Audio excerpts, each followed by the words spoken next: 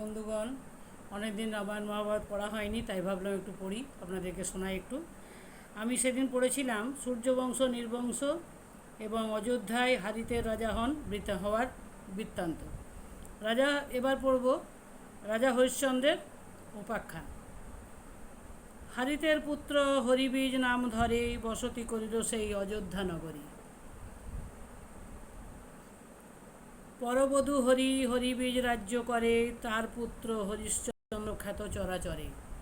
হরিবীজের পুত্র হলেন হরিশ্চন্দ্র। রাজা হরিশ্চন্দ্রের গল্প আমরা অনেকেই জানি, বা প্রায় সকলেই জানি, বা অনেকে জানেন না। যাই হোক, তাহলে আমি রাজা হরিশ্চন্দ্রের গল্পে আজকে রামায়ণটা একটুখানি আপনাদেরকে শেয়ার করি বা পাঠ করি, ভালো লাগবে, মনের শান্তি হয় রামায়ণ মহাভারত পড়লে। হারিতের পুত্র হরিবীজ নাম ধরে বসতি করিল সেই অযোধ্যা নগরে। ধন্যবাদ। পরবধূ হরিবীজ রাজ্য করে, তার পুত্র হরিশ্চন্দ্র খ্যাত চরাচরে। হরিশ্চন্দ্র সমর্পণ করি সর্বদেশ, স্বরূপ গঙ্গাতে গিয়া করিল প্রবেশ। মৃত্যু পরে হরিশ্চন্দ্র হল রাজা, পুত্রের সমান পালে আপনার প্রজা। সোমদত্ত রাজকন্যা শৈবা নাম তার, হরিশ্চন্দ্র সহ বিয়া হইল তাহার।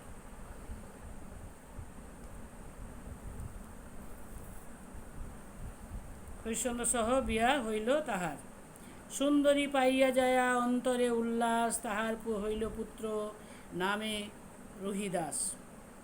সুখে রাজ্য করে হরিশ্চন্দ্র মহিপতি, ইন্দ্রের সম্বন্ধে কিছু সুনহ সম্প্রতি।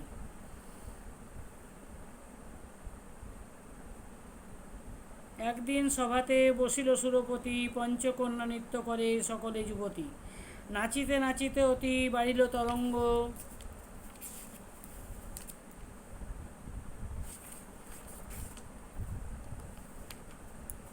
এটা অনেকটা বড় আছে, আমি অর্ধেকটা পড়বো আজকে। হ্যাঁ, একবার করিলে তারা তালভঙ্গ, দেখিয়া করিল কোপ দেব পুরন্দর।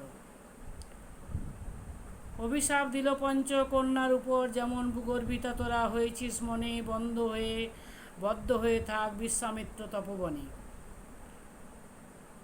চরণে ধরিয়া সবে করেন ক্রন্দন, কতকালে হবে প্রভু শাপ বিমোচন।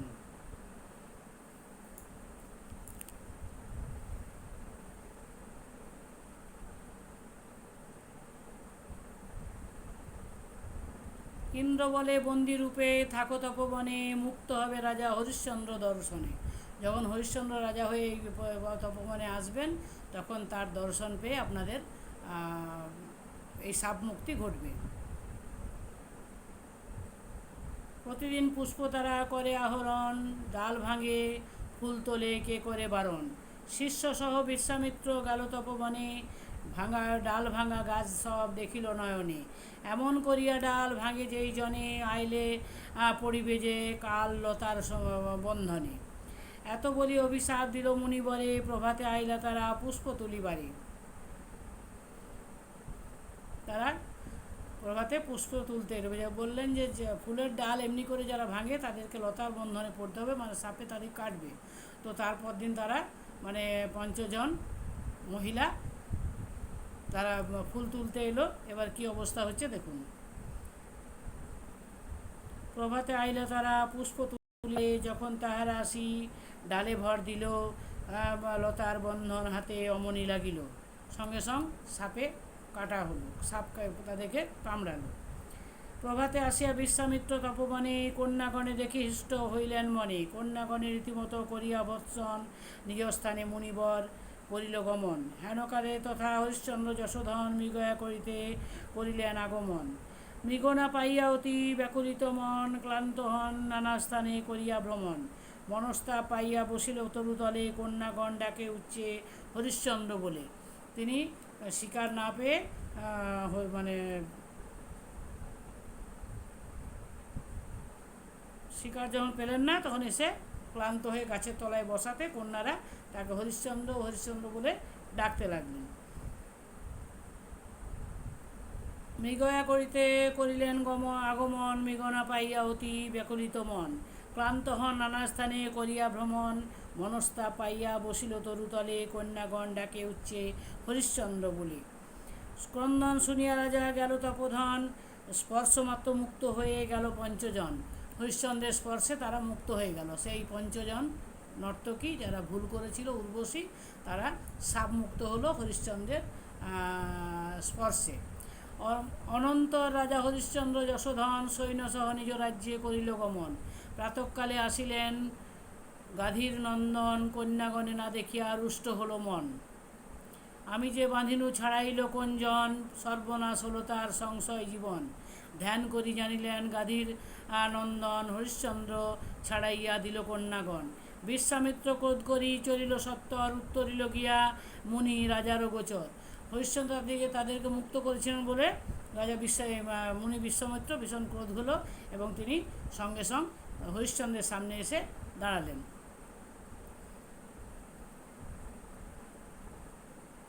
মুনিরে দেখিয়া রাজা কইল অভ্যর্থন, আসুন বলিয়া দিল বসিতে আসন।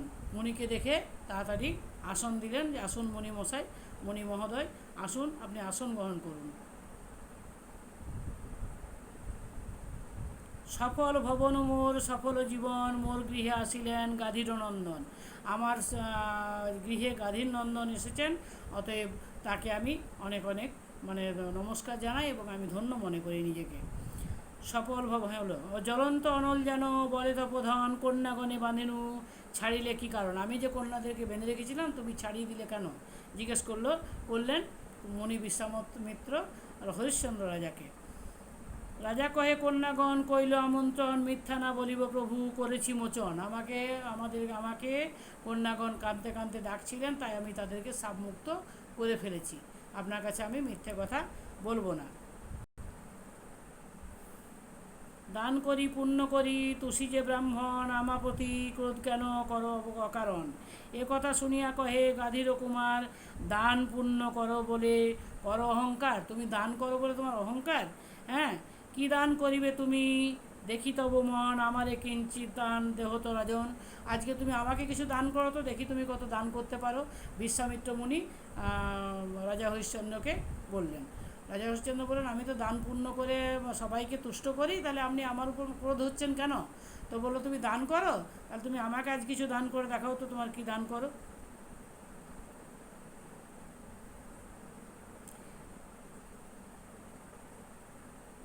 কি দান করিবে তুমি দেখি তব মন, আমারে কিঞ্চিত দান দেহ তো রাজন। রাজা বলে গৃহধর্ম সফল জীবন, মোর দান লবে প্রভু গাধীর নন্দন। যাহা চাহ তাহা দিব না করিব আন, নানা দানে গোসাই রাখিব তব মান। মুনি বলে দান দেহ যদ্যপি রাজন, আগেতে করো তুমি সত্য নির্বন্ধন। রাজা বলে সত্য না করিব আন, এই সত্য লঙ্ঘিলে নাহি পাবো পরিত্রাণ। বললো তুমি আগে সত্য করো, সত্য প্রতিজ্ঞা করো যে আমি যা বলবো, আমি যা চাইবো সব দেবে, প্রতিজ্ঞা করতে বললেন। তো উনি প্রতিজ্ঞা করলেন। ভূপতি করিল সত্য না বুঝিয়া মায়া, মৃগবন্দী হলো যেন ফাঁদ না বুঝিয়া। মৃগকে যেমন ফাঁদে ফেলা হয়, সেরকম রাজা হরিশ্চন্দ্রকে মুনি ফাঁদে পেলে তাকে শপথ করিয়ে নিলেন। মুনি বলে, রাজা কহিলেন সে অসীয় সত্যেরও পালন। মুনি বলে দেখো তোমরা দেবগণ, রাজা করিলেন স্বীয় সত্যের পালন। হ্যাঁ, মুনি বলে দিবে যদি করেছ অন্তরে রাজন, পৃথিবী দান করো আমারে। হ্যাঁ, দানের করিল রাজা অতি পরিপাটি, হাতে করি আনিলেন 3 তোলা মাটি। 3 তোলা মাটি এনে মুনির হাতে দিয়ে দিলেন, পৃথিবী দান করা হয়ে গেল। ভূদান করিল হরিশ্চন্দ্র শ্রদ্ধা জুত, স্বস্তি স্বস্তি বলিয়া লইল গাভী সুত। মুনি বলে দিলে দান পাইনু এখন, দানের দক্ষিণা রাজা আনহ কাঞ্চন। তুমি তো আমাকে দান দিলে, তার দক্ষিণা দাও। কোথার থেকে দক্ষিণা দেবে দাও। রাজা বলে দক্ষিণাতে না করিও ঘৃণা, দানের দক্ষিণা দিব 7 কোটি সোনা। দক্ষিণা চাইছো, আমি তোমাকে 7 কোটি সোনা দেব। মুনি বলে বিলম্বে নাহিক প্রয়োজন, 7 কোটি কাঞ্চন করো সমর্পণ। ঠিক আছে, তুমি 7 কোটি কাঞ্চন স্বর্ণমুদ্রা নিয়ে এসো। হ্যাঁ, ভূপতি করেন আজ্ঞা, ভাণ্ডারীর প্রতি আমারে আনিয়া দেহ স্বর্ণ শীঘ্র গতি। দৃঢ় করি বলে মুনি গাধীর কুমার, ভাণ্ডারী উপর তব কিবা অধিকার। যখন ভাণ্ডারীকে বললো, ভাণ্ডারী 1,00,000 স্বর্ণমুদ্রা নিয়ে এসো, আমি মুনিকে দান করব। তখন মুনি বললেন যে তোমার তো সেই ভাণ্ডারে আর কোনো ইয়ে নেই, অধিকার নেই। সেই ভাণ্ডার তো তুমি আমাকে সব দান করেছো, সমস্ত পৃথিবী আমাকে, শশাগরা পৃথিবী আমাকে দান করেছো, তাতে তোমার কোনো অধিকার নেই। দৃঢ় করি বলে মুনি গাধীর কুমার, ভাণ্ডারী উপর তব কিবা অধিকার। সকল পৃথিবী দান করিলে আমারে, ভাণ্ডারী কাহার ধন দিবেক তোমারে। তুমি তো আমাকে সব দান করলে, ভাণ্ডারী কোথা থেকে তোমাকে আমার ইয়ে করবেন। হ্যাঁ, সকল পৃথিবী দান করিলে আমারে, ভাণ্ডারী কাহার ধন দিবেক তোমারে। শুনিয়া ভাবিত রাজা ছাড়িল নিঃশ্বাস, আপনা আপনি করিল সর্বনাশ। মুনি বলে ভূপতি মজিলে অহংকারে, পৃথিবী ছাড়িয়া রাজা স্থানান্তরে। তুমি অহংকার করলে, এখন তুমি পৃথিবী ছেড়ে অন্য জায়গায় যাও, এই পৃথিবীতে তোমার স্থান নেই। পাত্র মিত্র সবে বলে করি জড়ো পানি, হরিশ্চন্দ্র ভূপে দিতে পটি একখানি পটি মানে ছোট্ট কাপড় দাও, ও গায়ে জড়িয়ে নিয়ে রাজার রাজদরবার থেকে বেরিয়ে যাও।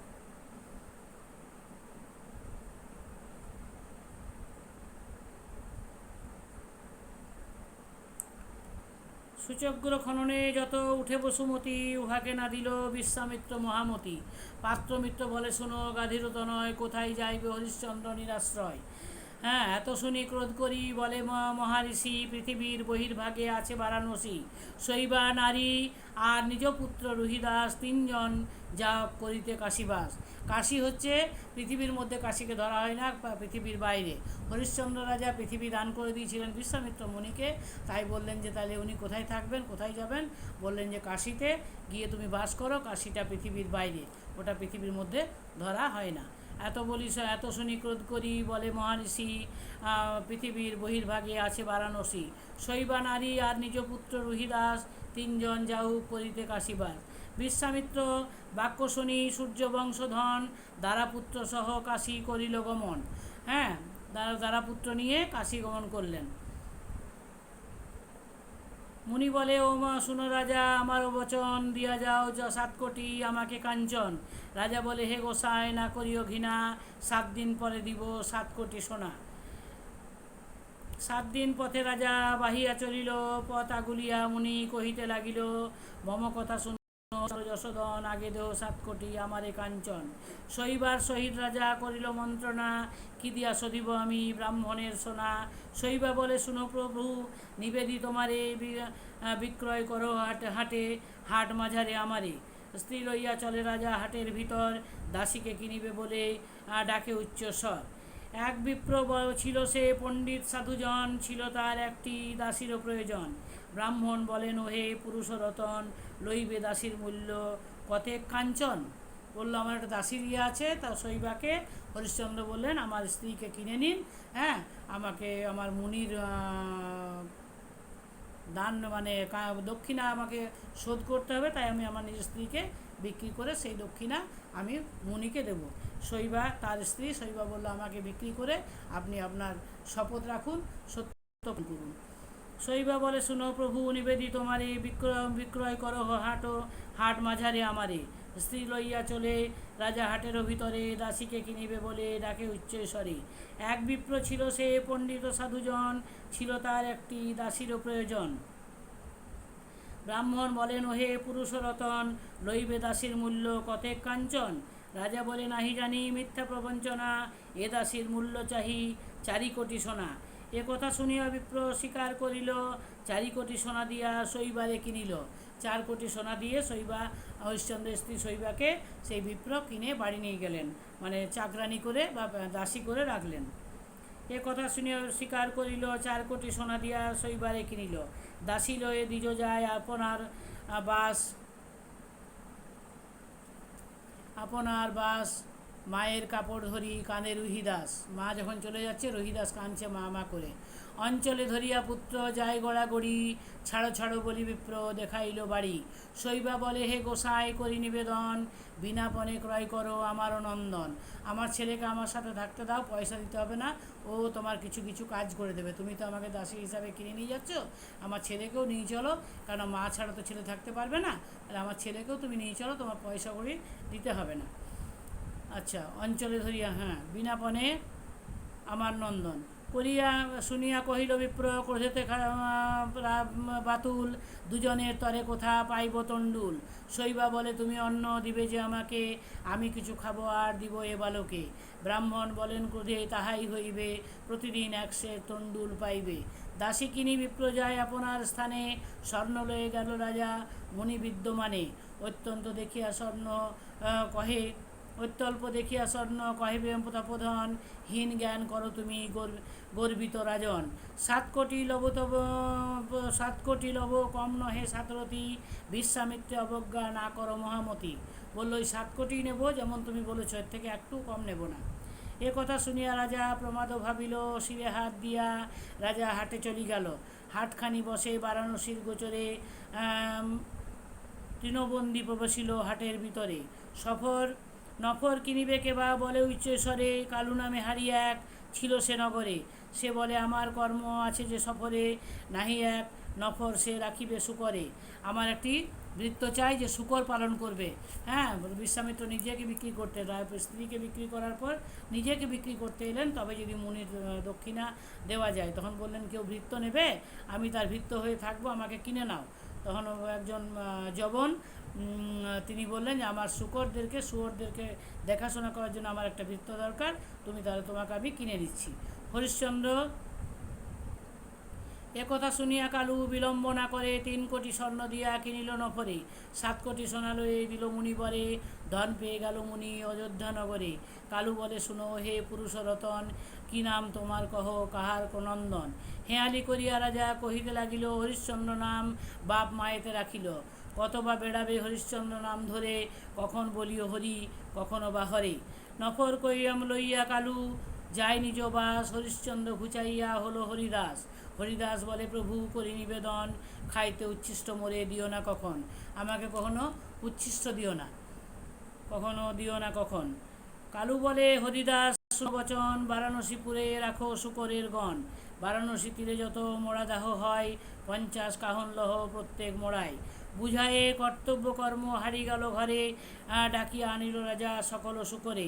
বলিতে লাগিল হরিশ্চন্দ্র মহিপাল, এ কথা শুনো মম হে শুকর পাল।